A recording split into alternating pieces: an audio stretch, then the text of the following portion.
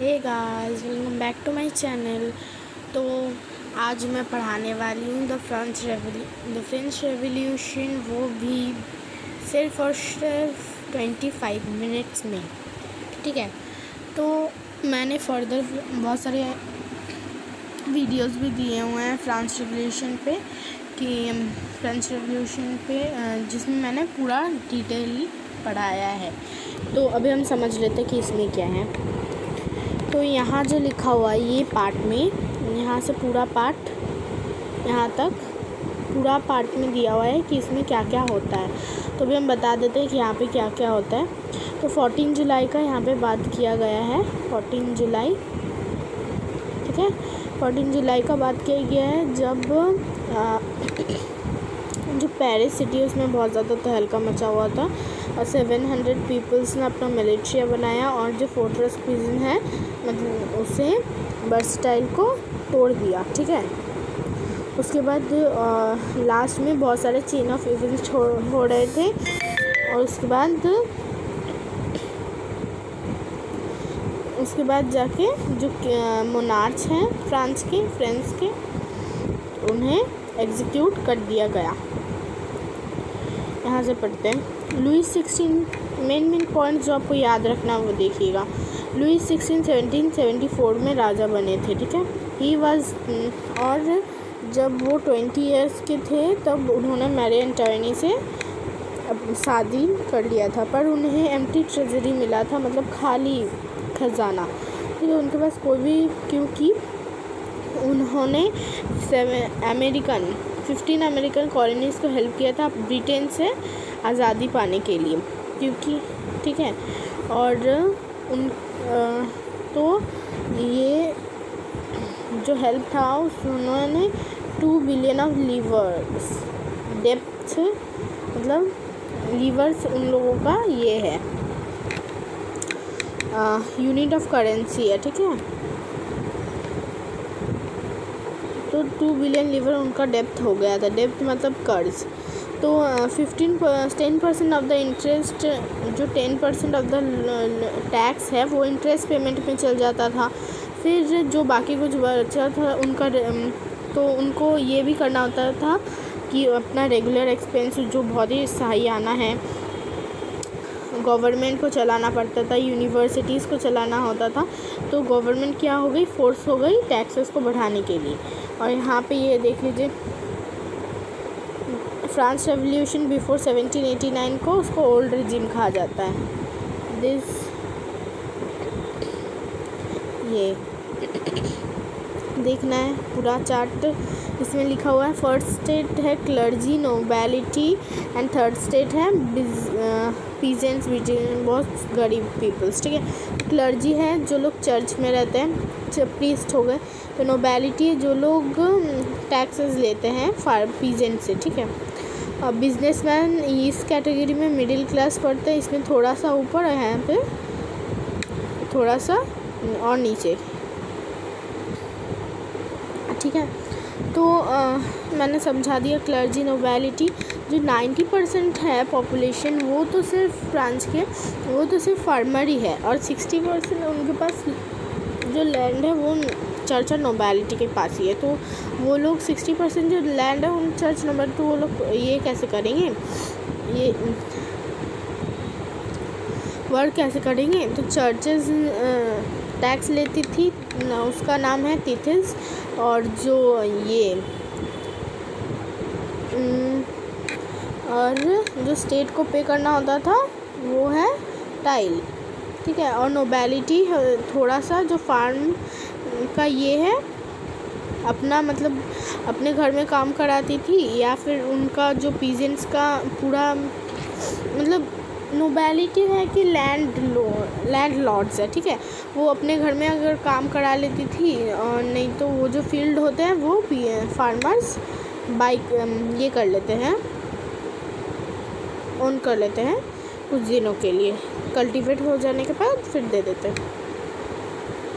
तो फिर 1789 में 23 मिलियन से 28 मिलियन फ्रांस का पॉपुलेशन हो गया।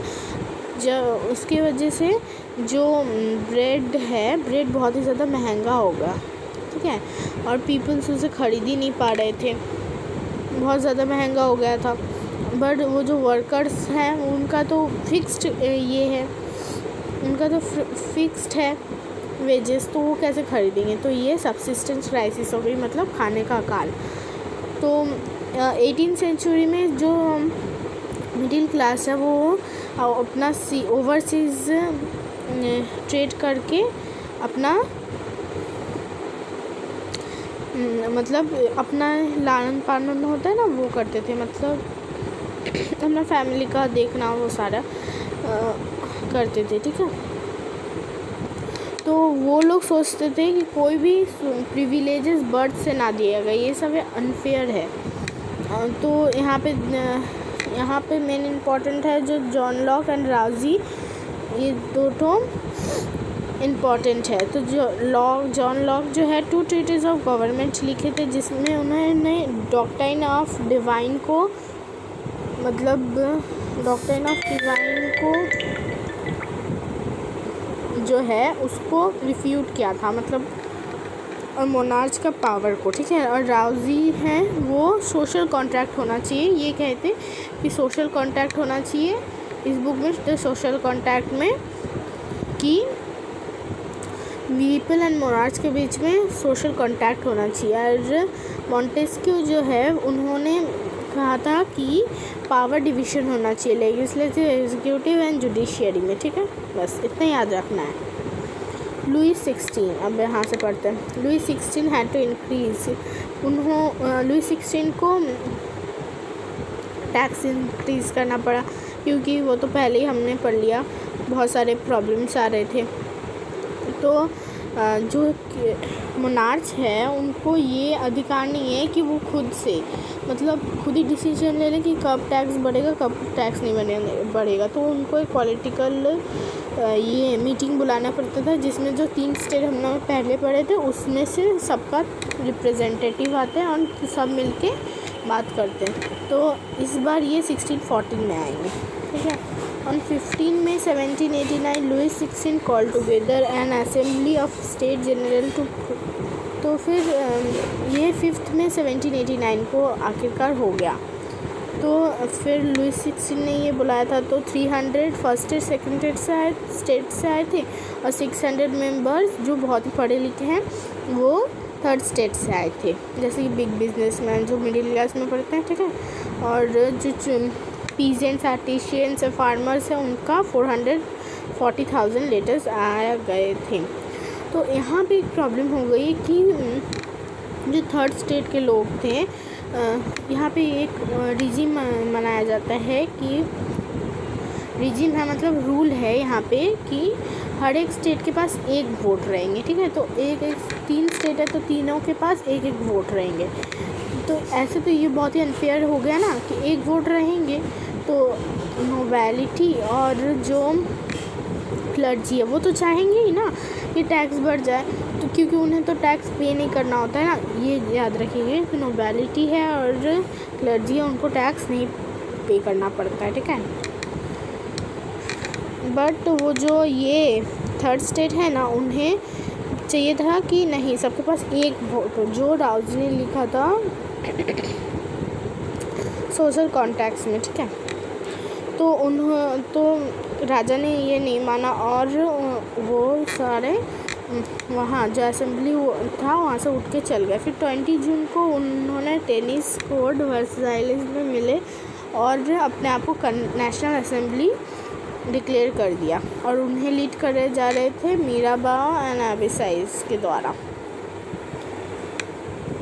तो नेशनल असेंबली जब बिज़ी थे तो यहाँ पे मतलब पूरे पेरिस सिटी में बहुत सारे मतलब प्रॉब्लम्स आए थे, जैसे कि जो ब्रेड का प्राइस है, ब्रेड का प्राइस है तो बहुत ज़्यादा बढ़ गया था, और जो वुमेन है वो मतलब वो वर्कशॉप में पूरा मतलब स्टॉर्म कर जाती थी, ठीक है। तो फिर यहाँ पे देखिए बताया गया है कि 14 जुलाई को वो बस्टाइल डिस्ट्रॉय कर दिया गया। फिर वहाँ पे विलेज टू विलेज एक रूमर्स फैल गया था कि अब जो किंग है वो ये कर देने वाले हैं, ओपन फायर का ऑर्डर देने वाला है, ठीक है। तो कुछ जो नोबेलिटीज़ हैं वो दूसरे कंट्रीज़ में भाग गए। तो फिर नेशनल असेंबली 4 अगस्त 1789 को अपना पावर ले लिया, मतलब सारे फेडरल सिस्टम्स को अबॉलिश कर दिया। फिर टिथिस जो है टैक्स उन्हें बैन कर दिया, टाइल है उन्हें बैन कर दिया। फिर चर्चेस के पास से सारा लैंड ले लिया, ऐसा हुआ। और उनमें 2 बिलियन लीवर्स का फ़ायदा हुआ। तो नेशनल असेंबली ने कॉन्स्टिट्यूशन कंप्लीट किया 1791 को, ये भी याद रखना है। और इसमें पावर सेपरेशन हुआ था, जैसे कि मॉन्टेस्क्यू ने बताया था, जुडिशरी, एग्जीक्यूटिव एंड लेजिस्लेटिव। ये चार्ट पढ़ लेना है। द कॉन्स्टिट्यूशन ऑफ जो इसमें एक्टिव सिटीज़न है एंड पैसिव सिटीजन्स हैं, मतलब जिनका वेजेस है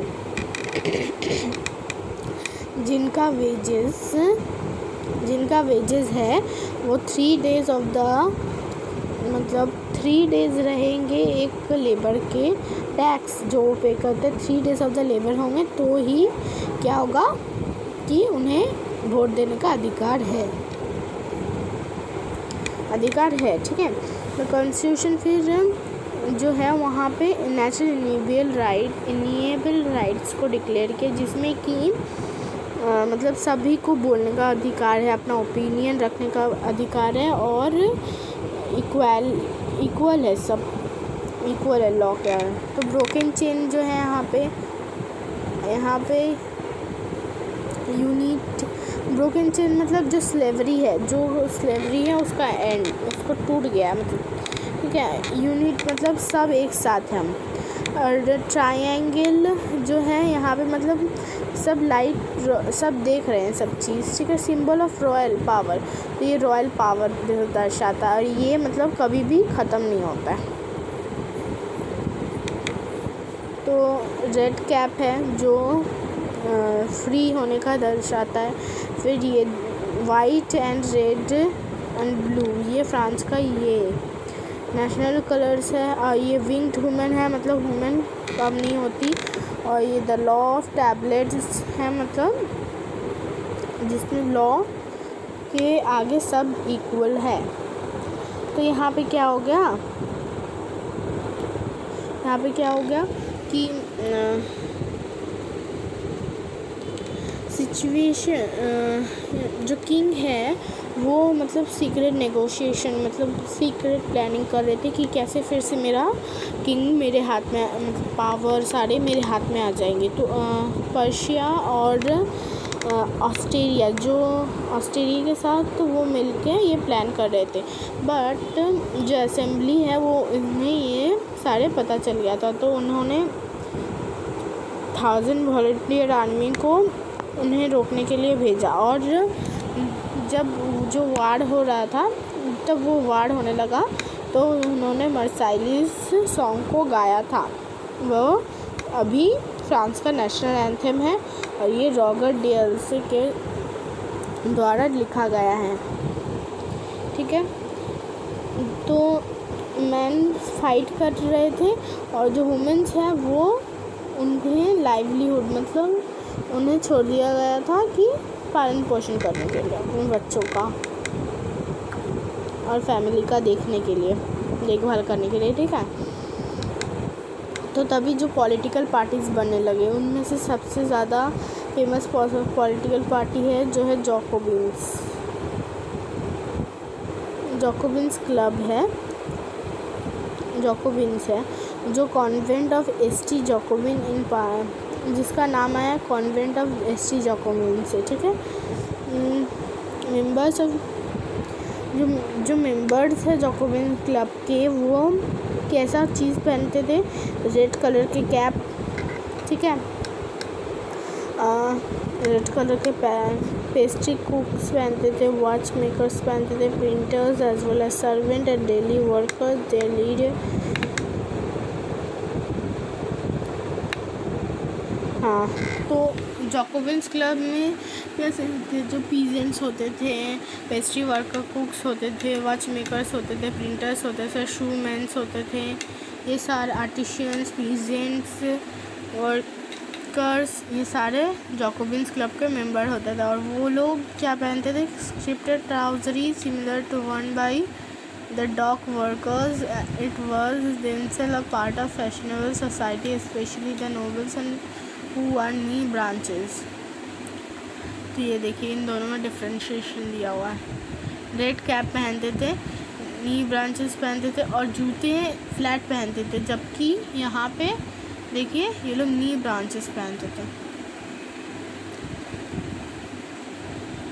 तो a way of proclaiming the end of the power,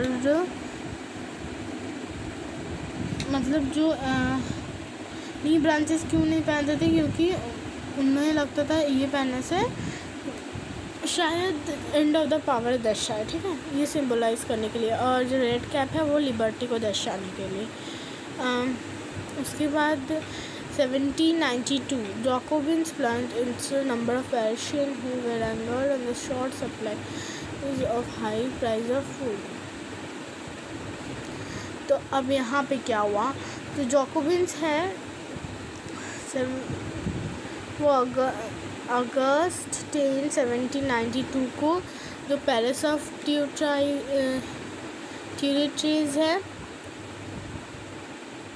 ट्यूलेरीज है उसमें स्टॉर्म कर दिया, मतलब वहाँ घुस गए और उसको तबाह कर दिया, ठीक है। तो और जो रॉयल फैमिली है उन्हें जेल में भर्ती कर दिया गया। और लास्ट में जो रॉयल फैमिली है उन लुई 16 को फांसी दे दी गई और चेंसन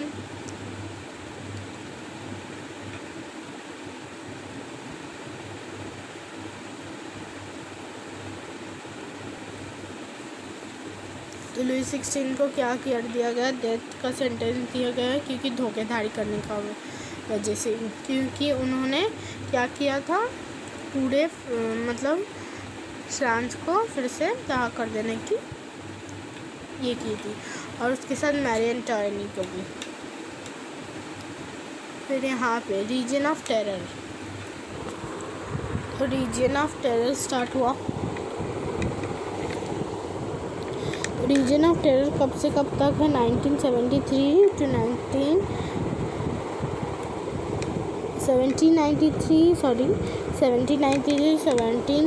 1794 दूसरे रीजन ऑफ टेरर कहा जाता है।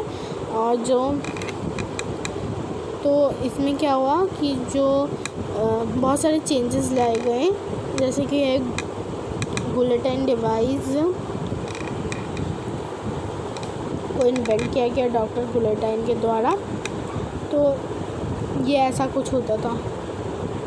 यहाँ पे ब्लेड, ये ब्लेड है, ठीक है, ये ब्लेड है। यहाँ पे एक इंसान का गला रखा जाता था और ये नीचे उतार दिया जाता था, जो कि एग्जीक्यूट करने के लिए यूज़ होता था, जो कि मतलब रॉबिस्पायर, मैक्सिमिलियन रॉबिस्पायर के विरुद्ध जाता था। तो उन्हें एग्जीक्यूट कर दिया जाता था, ठीक है। रॉबिस्पायर है वो मीट और ब्रेड को राशन कर दिए, क्योंकि ताकि कोई और जो है मतलब सब वो उनका ये सोच था कि वो सभी को इक्वल करे, कोई ना ही बड़ा होगा आदमी होगा ना ही छोटा आदमी होगा। तो इसीलिए जो रॉबिस्पायर हैं वो मीट और ब्रेड को राशन कर दिए, ठीक है। और जो पीजेंट्स हैं उन्हें मतलब उन्हें वो फोर्स करते थे कि अपने ग्रेन्स उतने ही दाम में बेचो, उससे ज़्यादा नहीं। और जो नेम्स हैं, जो मतलब टाइटल्स होते हैं, जो उससे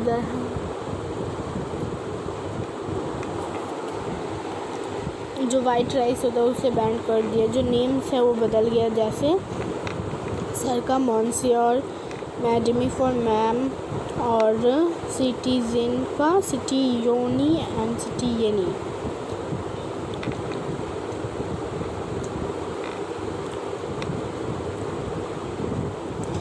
जो रॉबिस्फायर के भी दल में, जो जैकोबिन्स क्लब में थे, वो उनके दल में हैं। तो कुछ लोग ये मतलब उन्हें ये बोलते थे कि मॉडर्नाइजेशन होना चाहिए। तो फाइनली कॉन्वेंट कोर्ट इन जुलाई, मतलब उन्हें वो सारे लोग अपोज करने लगे कि ऐसा ये सारे नहीं होंगे। मतलब सबका अलग अलग खाने का इच्छा हो सकता है, पर वो क्या कर रहे थे, फोर्सफुल इक्वालिटी लाना चाह रहे थे। तो उनके ही ऑफिशियल्स ने बहुत सारे विरोध किया। तो फाइनली जो कोर्ट है वो 1794 को उन्हें अरेस्ट कर लिया और फिर उन्हें भी गुलेटाइन से ही मार दिया गया। तो डायरेक्टरी ऑफ फ्रांस आया।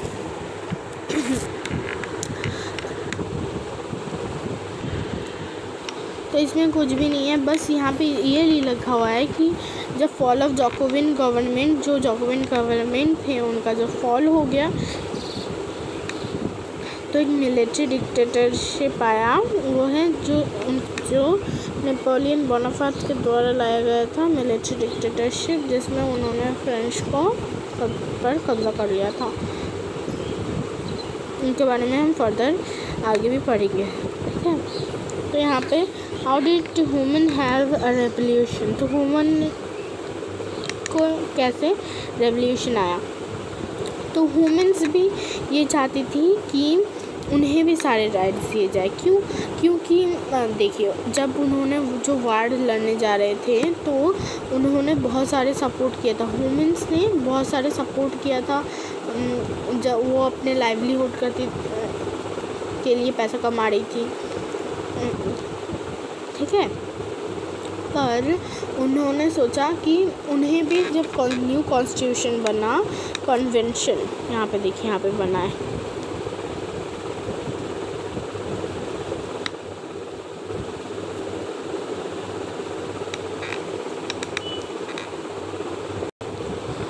डायरेक्टरी को यहाँ पे ये किया गया है।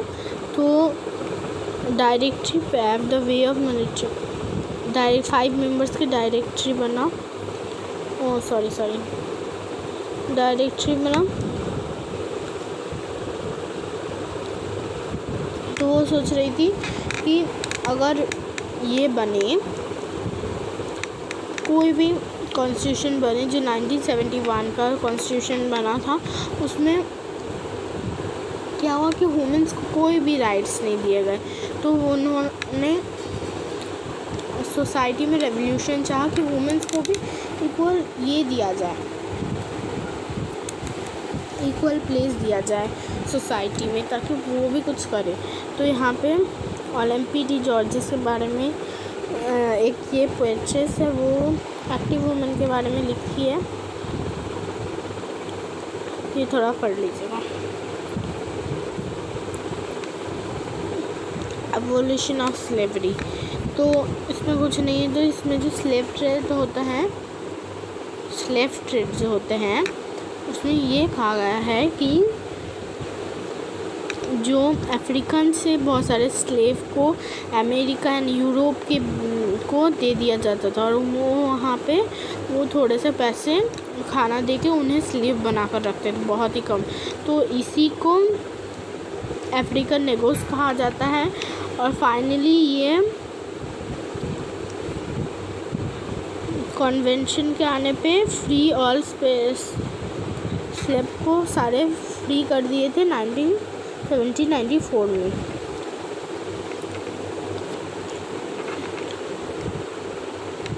तो रेवोल्यूशन इन एवरीडे लाइफ, जो एवरीडे लाइफ में क्या रेवोल्यूशन आया,